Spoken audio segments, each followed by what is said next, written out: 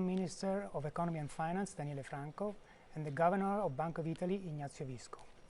Also at the table, Alessandro Rivera, Director General of the Treasury, Luigi Federico Signorini, Senior Deputy Governor of Bank of Italy, and Angela Barbaro, Head of the Communications Directorate at the Bank of Italy.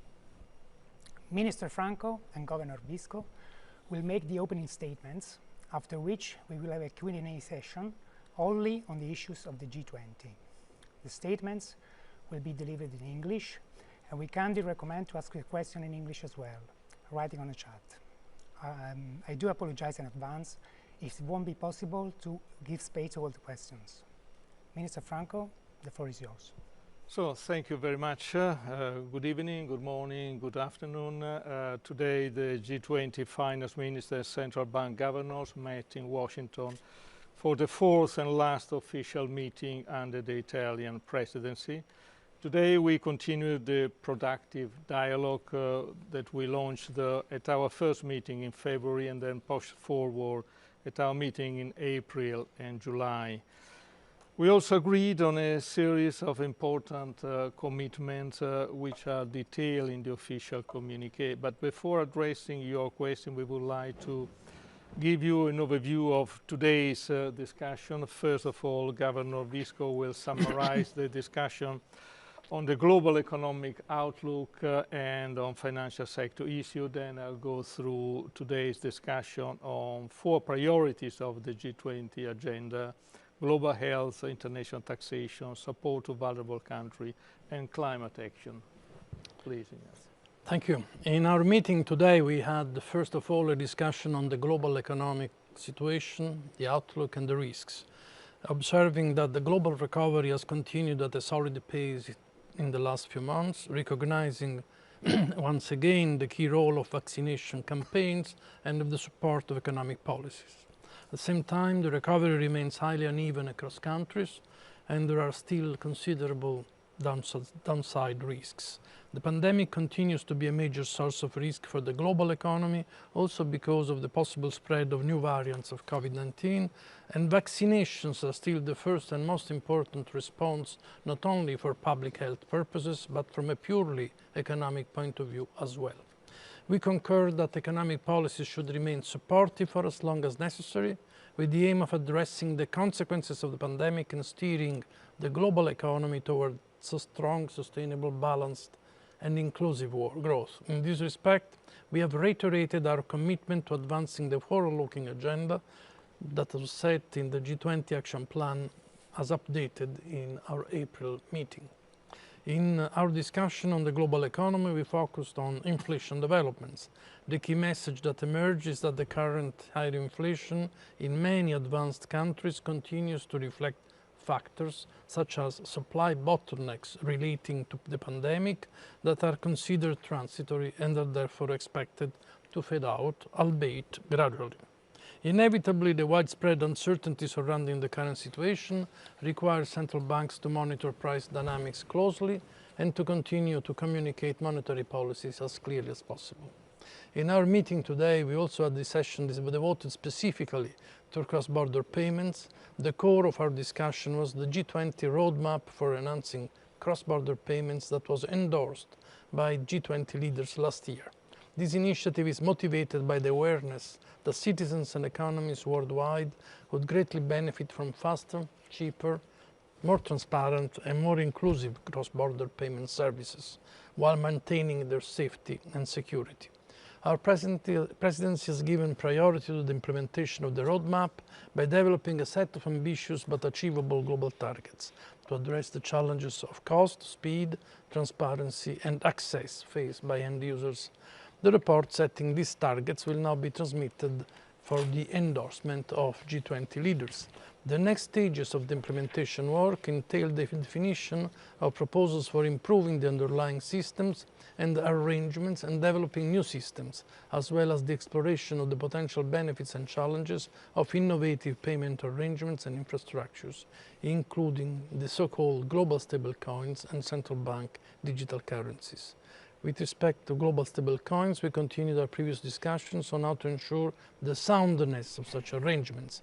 Importantly, as you can read in our communiqué, we have reiterated that no not so-called global stablecoins should commence operation until all relevant legal, regulatory and oversight requirements are adequately addressed through appropriate design and by adhering to applicable standards.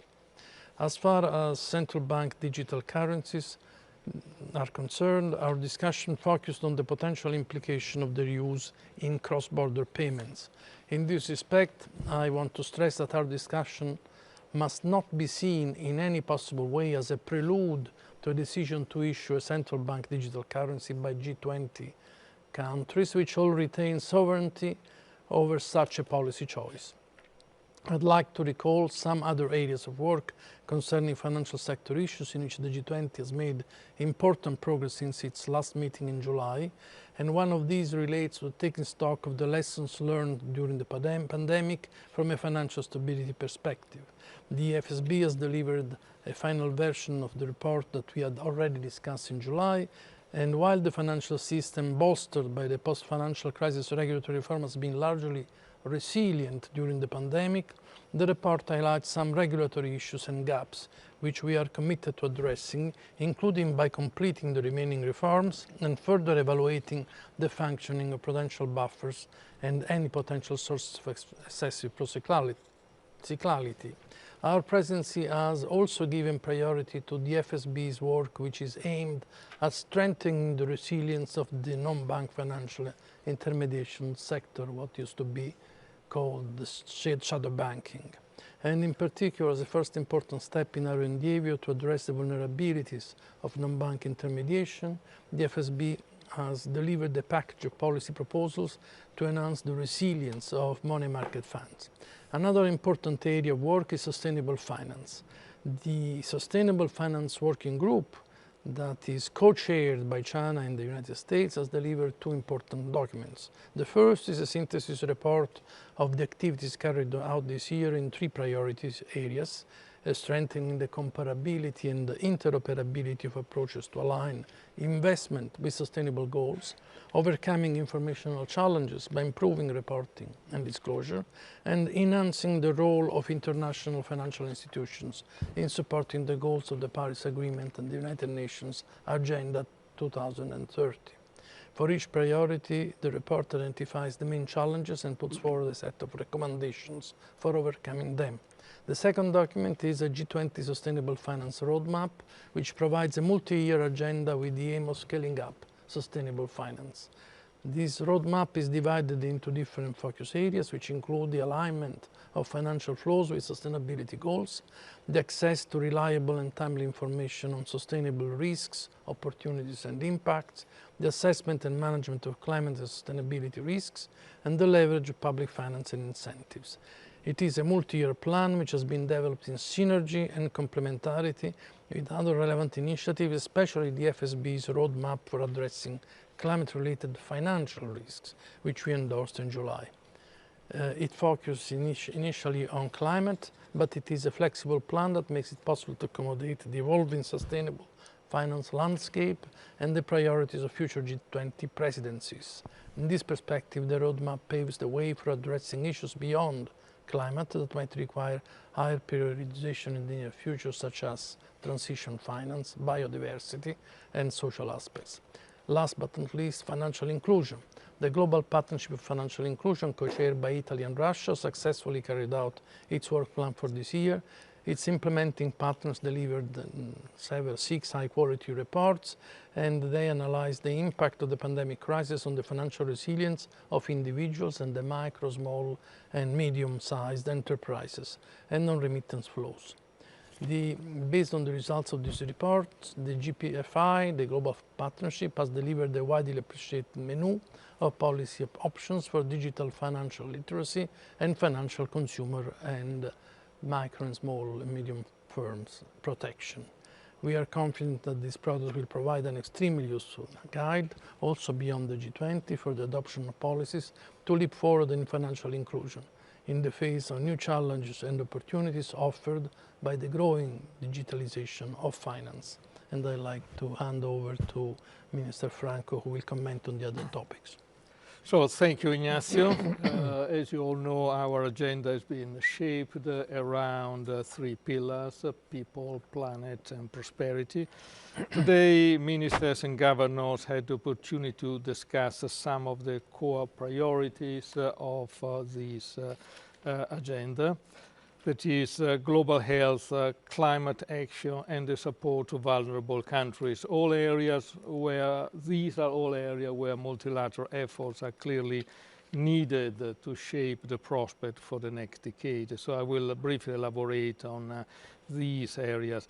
On global health, the G20 remains determined to bring the pandemic under control everywhere as soon as possible. In the short term, we agreed to help address the bottlenecks and shortages of COVID-19 tools in low and middle income countries.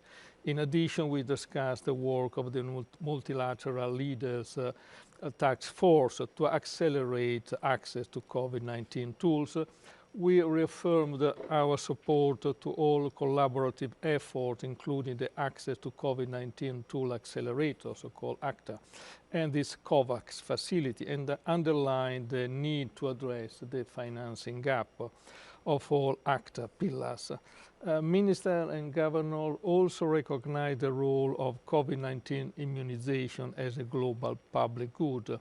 In a more forward-looking perspective, we also welcome the efforts toward pandemic prevention, preparedness, and response, including the progress achieved by our health track colleagues.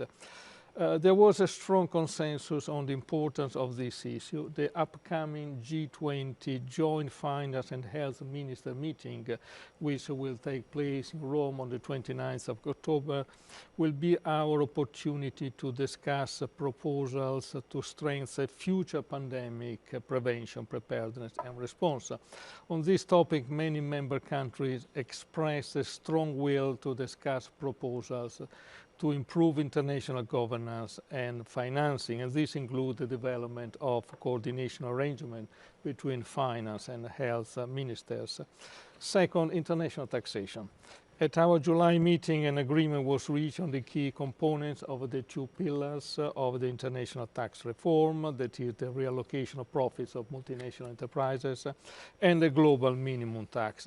Today, we have achieved a final political agreement on all the elements of the two-pillar solution. This is an important result that provides an effective response to the tax challenges arising from the digitalization and the globalization of our economies. 136 countries and jurisdictions out of 140 members of the OECD Inclusive Framework joined the agreement. All G20 members joined the agreement. The new rules will contribute to a fairer and more stable international tax system.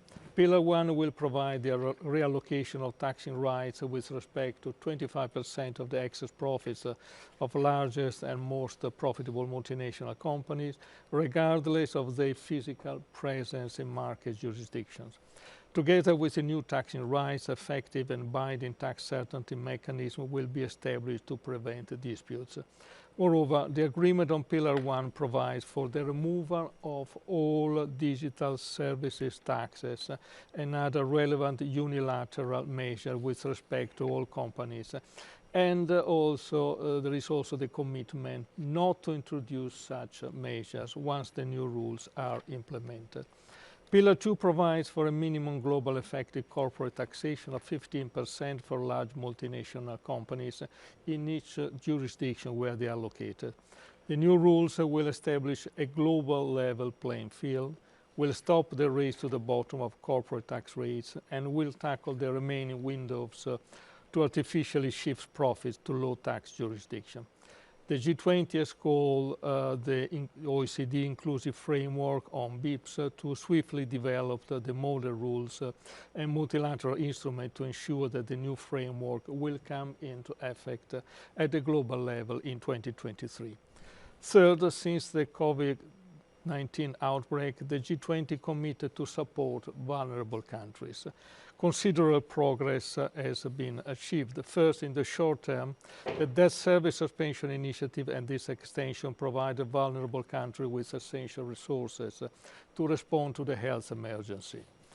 Second, G20 members provided crucial support to the general allocation of special drawing rights implemented by the IMF on the 23rd of August. This has made available the equivalent of $650 billion in additional reserves globally. We also made significant progress toward voluntarily channeling a share of these new SDR to help vulnerable countries. First, we are going to significantly scale up the Poverty Reduction and Growth Trust lending capacity in line with the funding strategy proposed by the IMF.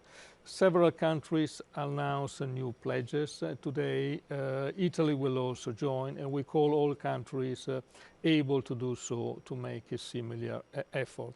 Second, today we reached an important agreement in support of a new Resilient and Sustainability Trust to be established at the IMF. The new Resilience and Sustainability Trust will provide affordable long-term financing to help low-income, small developing states and vulnerable middle-income countries to reduce risks to prospective balance of payment stability, including those related to pandemic and climate change. The IMF will now need to work on the technical details in cooperation with the World Bank.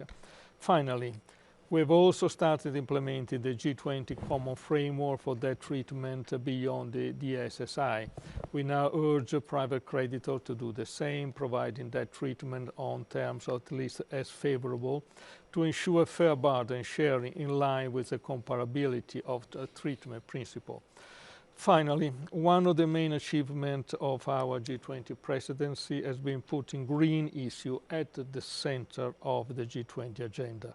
Today, ministers and governors agreed to coordinate their effort to tackle climate change and environmental degradation and to promote transition toward greener economies. This commitment to international coordination is a message of critical importance, especially as we head toward the COP26 in a few weeks. Following up on the July engagement on climate action, we asked the different G20 work streams to act in synergy, to inform our discussion on the most profitable policy mix to move towards low greenhouse gas emission economies. To support clean energy transition, the G20 will examine a wide range of fiscal, market and regulatory mechanisms, including the use of carbon pricing mechanism. Today, we also concur that our policy dialogue on the impact of climate change-related policies, including fiscal policies, could benefit from further technical work, while more reflection is needed on the best setting to advance such work. Finally, we remain determined to promote climate finance and provide support to vulnerable countries. To this end, multilateral development banks should swiftly align their operation with the Paris Agreement, finance transition strategy, and possibly set out plans to mobilize private finance.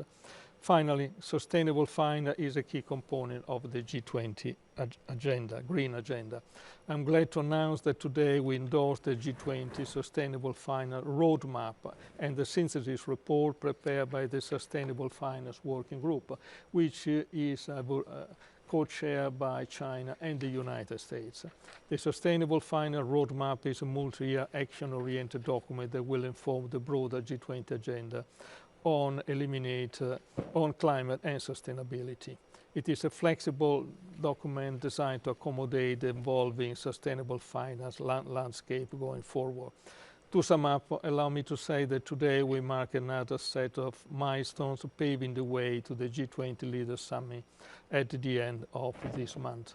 To conclude, chairing the G20 finance track has been an honor for us.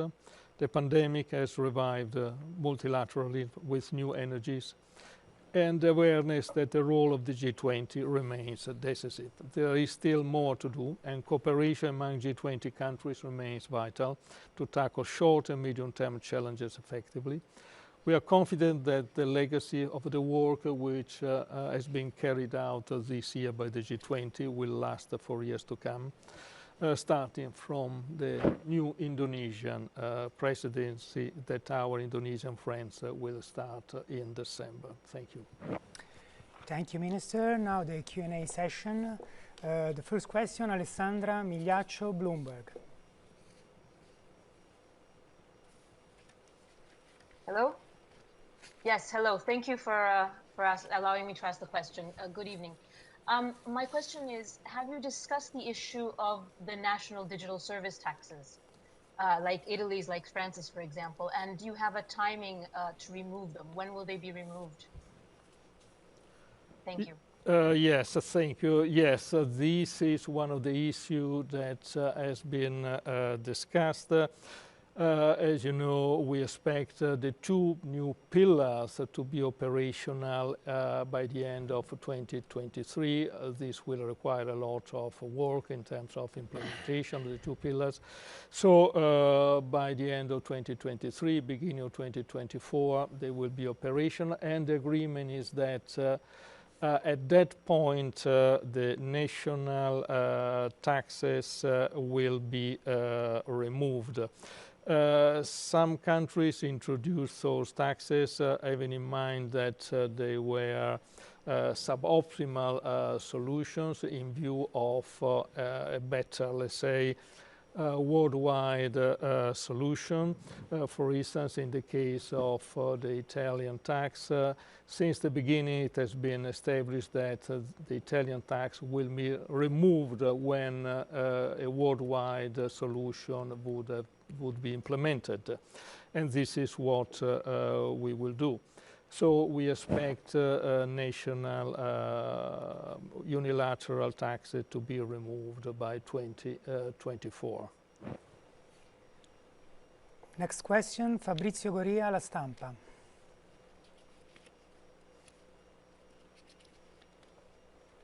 Hello everyone, can you hear me? Yes, please. Okay, thanks for the opportunity. I have a question for Governor Visco. Well, there are intense talk across financial markets about inflation. A large number of countries all over the world are now facing a rise of rates, and prices are spiking up rapidly. Now, central banks are debating if this is a transitory or temporary phenomenon, and for how long this phenomenon could last. Last but not least, if this level of inflation is going to be stable in the future, in the medium term, for example. The latest news from the ECB and from the Fed too have revealed there's a huge discussion about that. What's your opinion and guess, maybe? Thank you. Thank you very much. Well, really, we talk about the G20 here, and the community of central bankers is well represented in the G20 beyond the smaller community of the ECB. The issue here has been debated. We started from the global outlook, the recovery, which is well underway, even if there are some signs of perhaps some difficulties, but really it is going much better than was expected at the beginning of the year. And together with that, we are observing, of course, an increase in inflation, again above what was expected. Now, the two are linked to an extent, because higher demand really faces the supply, which takes time to recover after the hit from the pandemics, and therefore the bottlenecks that we are seeing in a number of respects, if they are related to the pandemics, are going to somehow fade away, and as they fade away, clearly the pressures on prices will be reduced. Still, there has been a debate among us whether there is some component which starts being transitory and that could become permanent. In order for that to be the case, we need to have certain factors at work, like second order effects on wages through de facto indexation, if you want, if not formal, and the other impact that goes through the increasing inflation expectations. Now, we are not seeing any of these for the time being. We have seen the direct effect of energy prices, which has been substantial. Again, it reflects both the acceleration in demand, but perhaps also transitory factors like weather conditions in some part of the world, and the fact that there has been really a difficulty in shipping because of the containment that has been taking place against the pandemic in a number of countries. All these probably is, in our view, still to be named as transitory, but again, these may take months before fading away. So we have to be prepared in communicating very well how we see the issues, and this is why we are discussing, debating it in the central bank community and in the ECB, as you mentioned, and not only communication, but we also have to understand whether there are others, perhaps more structural factors at work, related, for example, to changes in the global value chains that may be really affected by the major disruption that the pandemic has brought. Thank you. Next question, Gianni Trovati, Il Sole 24 Ore. Yes, good evening, Minister and Governor. My question is for Minister Franco, and is if there is almost an esteem on revenue of minimum tax or of two pillars for Eurozone and in particular for Italy, and which can be the role of this fiscal mechanism in financing next generation EU and the European Union's balance. Thank you.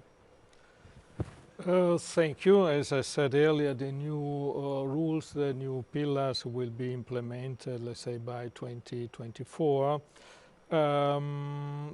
OECD estimates that Pillar 1 will reallocate to market jurisdictions about $125 billion of profits.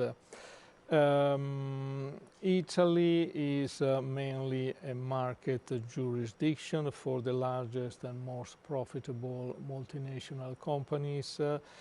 And so we expect that additional revenues will come to Italy from Pillar 1, let's say. A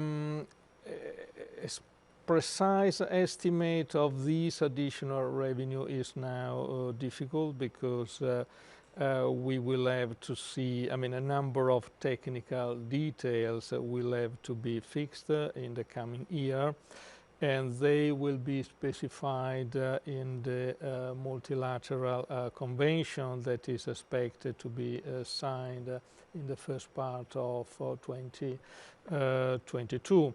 By and large, we expect that the additional revenues for Italy will be at least not smaller than the revenues that are now arising from the Italian DST, which are about €250 million on a yearly basis. But we will see that in the coming months. As to Pillar 2, the global minimum tax, again, we have an OECD estimate saying that Pillar 2, the 15% minimum tax rate, will create at the global level additional tax revenues by about $150 billion.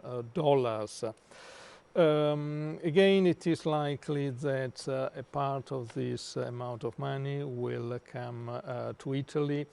Again, to estimate the impact is complex because this will depend on the behavioral response of multinational companies and also the possible policy changes by countries which are now applying low profit tax rates.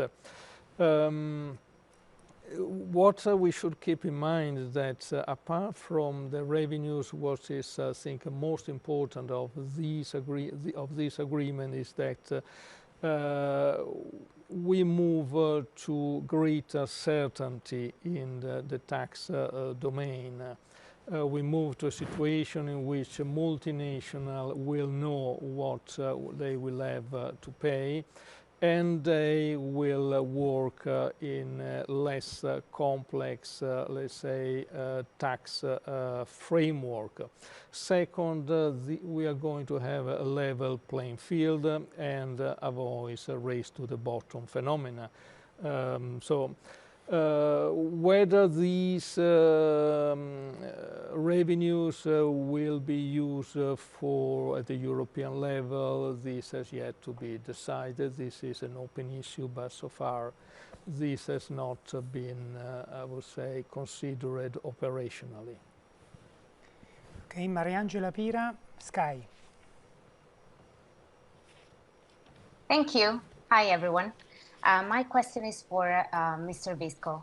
The pandemic has exacerbated, of course, inequalities all over the world, not only within the United States, but also in other countries, such as China, for example. Beijing is trying to tackle this with the so-called common prosperity policy, trying to narrow this widening wealth gap. Do you have any evidence or data showing us these inequalities are going to be worse in the medium term? Is there something that it can be done in order to manage this, Governor Visco? Thank you. Well, thank you. Obviously, we do not have the data on the changes in income distribution of these last couple of years, but we know that this pandemic has affected mostly persons who already had low-wage jobs, the women, young people, so already were somehow in a situation of difficulty. The fall in output has been very substantial last year, and with the fall in output we had a substantial reduction in employment. And then there is an improvement that we are observing. What has to be emphasized is that while output fell, the massive response of governments have substantially reduced the strains. Just to consider, we may have had a fall in output of the order of 8–10%, and the fall in disposable income has been much less. In the United States, actually it has actually increased a little bit. In Italy, we have, in front of a fall of 9% in output, we had a fall in disposable income less than 2.5%, and this is substantial. The effect that policies have produced is really the one that had to be really taking place. Now, what happens next? This is the important issue.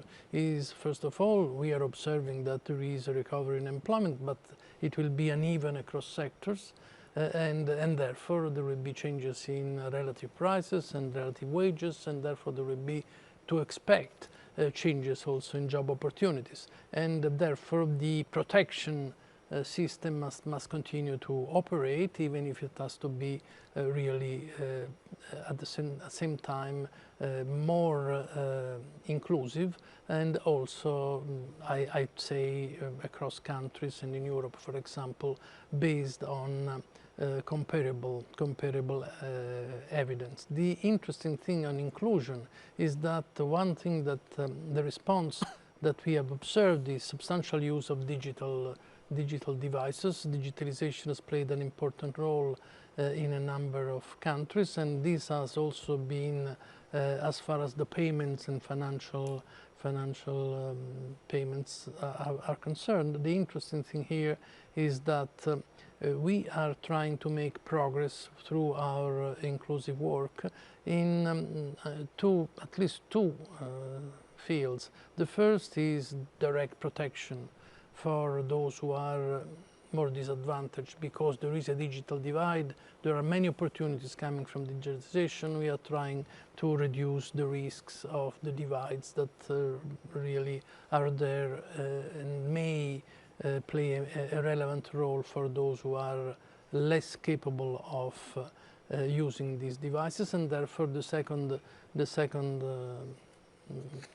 component comes, and it is more work on education, financial education. These are the conclusions, the most important conclusions of this global partnership for financial inclusion that is operating really within the G20 at full speed. Thank you. Last question, Janina Landau, class CNBC. Hi everyone. The global recovery is a danger due high energy prices, global logistics, and a scarcity of raw materials. I think about semiconductors, for example. In your opinion, is only a phase or structural factor? Did you talk about it? And what do you think need to be done to change the situation? Thank you. Well, first of all, yes, of course, this semiconductors issue is a relevant issue, especially for some countries, those who use them more heavily, Germany, for example, in Europe, but also for us. There are countries which rely heavily on imports, and others who also have some productive capacity. But really, this is an issue that is playing a role. It is as far as it is related to the pandemics, basically it is the result of a supply-demand imbalance. Supply was flat for a number of months. Just-in-time production really is the one that makes the supply conditions rather rigid.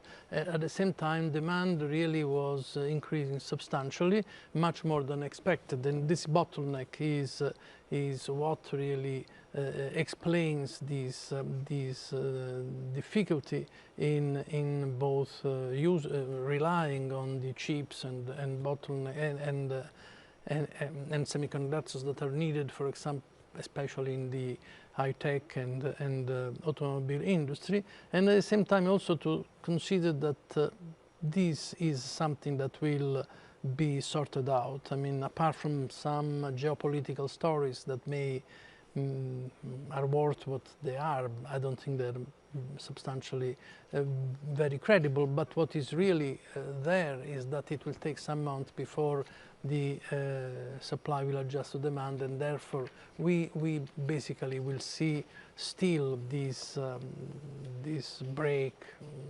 on the ability to satisfy demand to remain for some months. Thank you. Our time is up. The conference has been recorded and will be available on the websites of G20, Ministry of Economy and Finance, and Bank of Italy. Thank you, Minister. Thank you, Governor. Thank you all. Now we have to